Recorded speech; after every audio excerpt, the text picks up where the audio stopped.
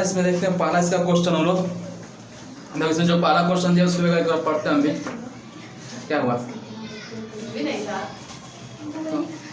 क्या बस गोली वाला की हो। देखो इसमें बोला क्या इसमें दिया है कि दो घनों जिनमें से प्रत्येक का आयतन 64 सेंटीमीटर क्यों है के संलग्न फलकों को मिलाकर एक ठोस बनाया जाता है, इससे प्राप्त घनाभ का पृष्ठीय क्षेत्रफल ज्ञात कीजिए। तो इसमें क्या बोला इस क्वेश्चन में ना, इसमें हम लोग को दो इसमें घन दिया, ठीक है ना। इसमें क्या दिया, इसमें कोई दो घन दिया है, दोनों को मिलाकर आपस में एक घनाभ बना रहा है, ठीक है। जैसे कि मान जैसे कि घन मतलब क्या, जैसे कि एक घन आता है यहाँ पे,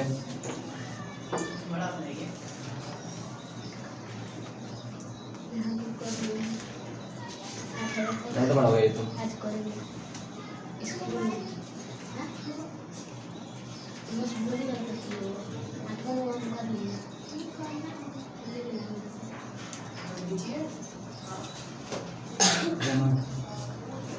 वहाँ से नीचे ऊपर वाला नीचे, ठीक है। बंद कर देखो यहाँ पे दिया एक, जैसे वाला ये घन है ना, एक ही हमारा घन है, इसी के साइड में एक और घन दिया मान लो, नहीं इसी का कार का है, दोनों बराबर घन ही है।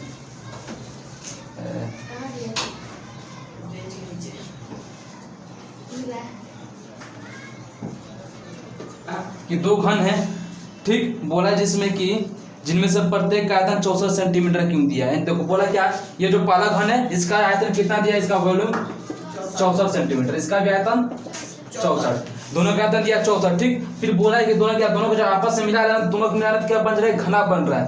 दोनों घन को आपस में मिला से मिला रहा है तो इसका क्या बन रहा है, घनाभ बन रहा है। तो उसी में क्या करना है, निकालना है, वही घनाभ का निकालना है, आयतन निकालना है, नहीं पृष्ठीय क्षेत्रफल निकालना है, ठीक है। क्या निकालना होगा, घनाभ का निकालना है, पृष्ठीय क्षेत्रफल। तो देखो चूंकि मान जैसे आयतन ये है, तो आयतन में जानते हैं आयतन क्या होता है, तीनों भुजा आपस में बराबर होती है ना। इसमें जब इसका तीनों भुजा बराबर होगा आपस में, तो एक काम करो पर यहाँ पे घनाभ चूंकि घन है, तो घन का आयतन का सूत्र क्या होता है, घन का आयतन बराबर आयतन बराबर होता है ए क्यू, यानी भुजा का क्यों ना। देखो तो चूंकि घन का आयतन दिया है और ए क्यू यहाँ पे है। अच्छा एक काम करो फिर लिख दो, यहाँ पे दिया क्या लोग दिया है, घन का आयतन कितना दिया है, घन का आयतन दिया 64 सेंटीमीटर क्यों ना, आयतन का मात्रा क्यों होता है, ठीक है। देखो तो ये क्या दिया, घन का आयतन दिया है, चूंकि आयतन हो जो घन का सूत्र होता है वो होता है भुजा स्क्वायर, नहीं वही ये होता है, ये होता है ना भुजा का स्क्वायर, सॉरी भुजा क्यों ना, अब भुजा का क्यों होता है हम जानते हैं, घन का आयतन होता है भुजा का क्यों। यहाँ पे इसका सूत्र रखा है, यहाँ पे मान पुट कर दो जो दिया है 64, ठीक है। हम देखो चूंकि यहाँ पे क्यों है, जब क्यों को उधर करेंगे पक्षांतर तो क्या हो जाएगा, देखो जब इस तीन को उधर भेजेंगे, आज छोड़ो देखो ऐसे भी कर सकते हैं इसको, तो भेजी दो इसको उधर भेजेंगे तो रूट लग जाएगा 64। देखो जैसे कि जानते जब स्क्वायर जाता था रूट समान स्क्वायर था, स्क्वायर भेजते तो रूट होता, स्क्वायर होता तो हम लोग क्या करते उसको डायरेक्ट रूट कर देते हैं। लेकिन अगर स्क्वायर को छुड़ा के समान यहाँ पे 3 था, तो 3 को उधर भेजेंगे ना तो रूट तो लगेगा, लेकिन उसका साथ यहाँ पे 3 भी आ जाएगा, नहीं इसमें रहता है। देखो इसका मतलब ये ना, जैसे कि यहाँ पर अगर दिया था ऐसे भुजा का पावर दिया था 4 और यहाँ पे दिया 64, ठीक, तब जब 4 को उधर भेजेंगे तो ऐसा बन जाएगा, उधर जाएगा तो रूट तो रहेगा ना, ये भी रूट में बन जाएगा, लेकिन जो यहाँ पर रहेगा वो यहाँ पर आ जाएगा और 2 से अधिक रहेगा तब, ठीक। देखो इसका मतलब ये है ना, जैसे कि यहाँ पे 4 लगा है तो इसका मतलब ये हुआ जो रूट के अंदर मान ये रूट से बाहर निकलेगा 4 जोड़ा बनकर बाहर निकलेगा, और यहाँ पे ये नहीं रहता तो फिर इसको निकालते 2 जोड़ा बनाकर बाहर, मतलब लेकिन इसको अंदर जो नंबर लिखा रहेगा ना तो इसका मतलब जितना लिखा रहेगा उसका हम उतना जोड़ा बना के उसको बाहर निकाल देंगे, ठीक है। वैसे यहाँ पे 3 बना है तो क्या करेगा 64 का 3 जोड़ा बनाएंगे वो बाहर आ जाएगा, ठीक है। देखो इसका मतलब जैसे यहाँ पर 64 लिखा है ना, जानते हैं रूट में से क्या था, रूट में से 2 जोड़ा बनकर बाहर निकलता है ना रूट से, तो चूंकि यहाँ पे 3 है तो अभी से यहाँ पे 2 जोड़ा नहीं बनाएंगे, यहाँ पे 3 जोड़ा बनाएंगे, ठीक है। तो बनाते हैं, देखो पहले काम करो 64 का कर दो फैक्टोरियल गुणनखंड, 2 से 3 बार में, फिर 2 बार में, 1 6 2 से 8 बार में, 4 बार में, फिर से अब देखो एक ही जोड़ा बना 3 का और एक ही जोड़ा बना 3 का, तो बाहर निकाल तो क्या बनेगा 9, ये 2 गया बाहर, एक 2 निकला बाहर, जोड़ा 3 बना है। देखो जैसे कि स्क्वायर में 2 रहता ना तो 2 बाहर बनता है 1 बनकर, 2 रहता तो देखो जैसे कि 2 है तो 2 का आता 2 1 बन के बाहर निकलता है, वैसे 3 है तो यहाँ पे 3 बन के निकलेगा 1 बाहर, ठीक है। इसको ऐसे कर दिया, यहाँ से हम लोग भुजा कितना आ गया 4, भुजा बराबर आ गया हम लोग का 4, देखो जैसे भुजा का चार चूक जानते हैं, समान जैसा घन है, ये किसका आयतन दिया था? आयतन जो था हम लोग का ये घन का था। तो जानते हैं घन में जो भुजा होती है, तीन भुजा होती है, एक लंबाई चौड़ाई ऊंचाई होती है ना, और उस चारों का मान इसमें घन में क्या होता है? सर तीनों का मान क्या होता है घन में? बराबर होता है। तो हमारा यहाँ से निष्कर्ष निकला, जो लंबाई होगा कितना होगा? वो भी 4 सेंटीमीटर होगा, और जो चौड़ाई होगा वो भी कितना होगा? 4 सेंटीमीटर, और जो हाइट होगा वो भी 4 सेंटीमीटर। ठीक है, पता है कैसे ये सब चाचर की है ना, चूंकि घन है, घन में क्या होता है? सब लोग सबका भुजा बराबर होता है, तीनों भुजा। ठीक है, देखो चूंकि चारों देखिए, चूंकि तीनों भुजा का मान बराबर है। अब यहाँ पे देखो जैसे ये घन है, ये घन है, दोनों घन है, दोनों जब दोनों का आपस में ऐड करते हैं, तो ऐड करेंगे तो इसका मतलब क्या? जो नीचे का ये एरिया रह जाएगा तो बढ़ेगा ना, लेकिन जो इसका लेंथ है यानी जो इसका हाइट और ब्रीथ नहीं, देखो जो इसका ऊंचाई नहीं चेंज होगा और चौड़ाई चेंज नहीं होगा, इसमें चेंज क्या हो जाएगा? इसका ये लंबाई चेंज हो जाएगा। तो लंबाई कितना हो जाएगा? इसका मान 4 सेंटीमीटर है, ये भी कितना होगा? 4 सेंटीमीटर, दोनों ऐड कर दिए, आ जाएगा घनाभ का क्या जाएगा? घनाभ का जाएगा लंबाई ना। देखो यहाँ पर निकालते हैं घनाभ के लिए, चूंकि दोनों घनों को जोड़ने से, दोनों घनों को जोड़ने से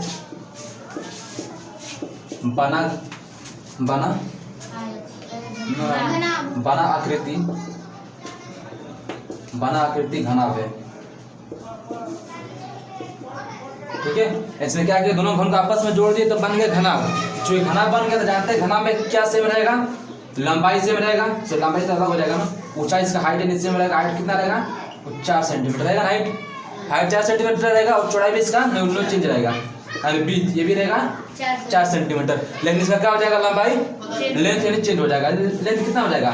ये 4 सेंटीमीटर था प्लस ये ऐड हो गया, 4 कितना हुआ? 8 सेंटीमीटर। ठीक है, अब हमें क्या करना है? इसी देखो इन्हीं दो घनों से मिलकर बन रहा है घनाभ, तो हमें उसी घनाभ का निकालना है पृष्ठीय क्षेत्रफल। तो क्या हम लोग जानते हैं क्या? घनाभ का पृष्ठीय क्षेत्रफल का सूत्र क्या होता है? हाँ,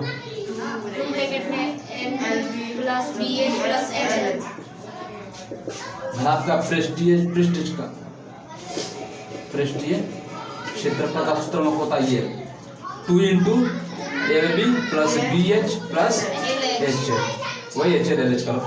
ठीक है, बस समान पुट कर दो, 2 हो गया, L का मान 8 दिया, L का मान 8 × B का मान 4 प्लस B का मान 4 और H वो भी 4 है, फिर H का मान भी 4 है, और L कितना दिया है? 8। सॉल्व कर दो, 2 हो गया, 4 × 32 32 4 हुआ, प्लस 4 × 4 16, ये कितना हुआ? 32 जोड़ दो, 2 32 कितना हो गया हम लोग का? 64, और 64 + 6 हो गया 70, और 70 10 80, 80 गुना क्या? गुणा करेगा ना, 2 × से 160 आ गया। ये क्या आ गया हम लोग का? सेंटीमीटर। इस हाँ सूत्र वही आ रहा है। कर रहे हैं क्या? इसमें कोई अर्धगोला है ना, इसमें क्या बोला है? कोई अर्धगोला है, इसका मान जैसे ये हम लोग का क्या है? अर्धगोला हो गया। ठीक है, देखो बोले इसमें कोई एक अर्धगोला है, अब फिर बोले इसी अर्धगोले क्या किया है? एक खोखला बोले, इसी पे खोखला बेला ना कर रहा है ऐसे। ठीक है, एक हाथ में चला के रख दिया।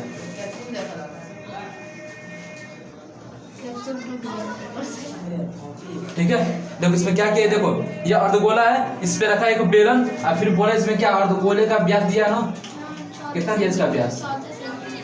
इसका व्यास हमको दिया है वो 14 सेंटीमीटर। ठीक है, देखो तो बोले इसमें क्या बोला है कि इसका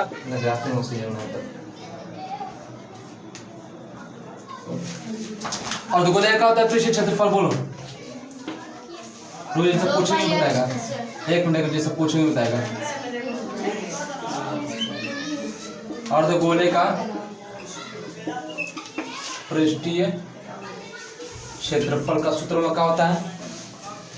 आजा बोल, तुम बोल क्या होता है अर्धगोले का? 2 पाई।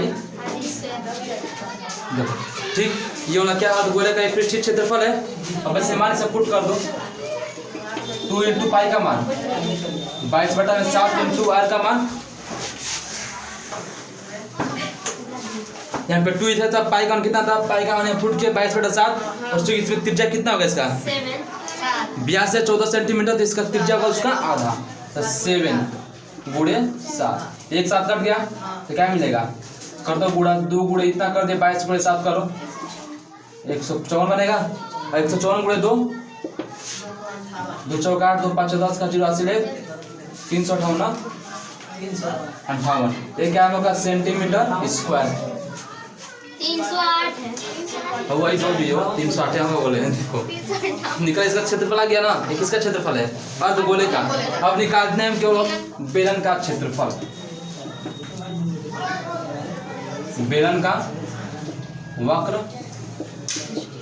पृष्ठीय क्षेत्रफल का सूत्र क्या होता है, 2 पाई आर, इसमें मान पुट कर दो बस। 2 हो गया, पाई का मान, आर का मान, आर का वही होगा 7 होगा, इसमें भी 7 इंटू एच का मान 13। देखो ये चीज पूरा कितना दिया है, 13 नहीं है, बेलन ले लेना तो बेलन ऊंचाई वाला होगा, पूरा को दिया ऊंचाई। देखो देखो जैसे कि ये जान देखो यहाँ पे जो है नहीं वाला, ये देखो पहले ये क्या वृत्त का केंद्र है, इसको जब इसको ऐसे यहाँ मिला दिए तो वृत्त का क्या बनेगा, क्या बना, त्रिज्या बना। तो इसका मान कितना हो जाएगा 14। देखो पूरा इसका व्यास अर्धगोले का 14 सेंटीमीटर है, इसका त्रिज्या कितना होगा 7 सेंटीमीटर। और इसका मतलब क्या हुआ कि यहाँ से लेकर यहाँ तक इसका कितना है 7 सेंटीमीटर। केवल देखो जो 7 सेंटीमीटर ना, ये केवल क्या, केवल अर्धगोले की लंबाई है।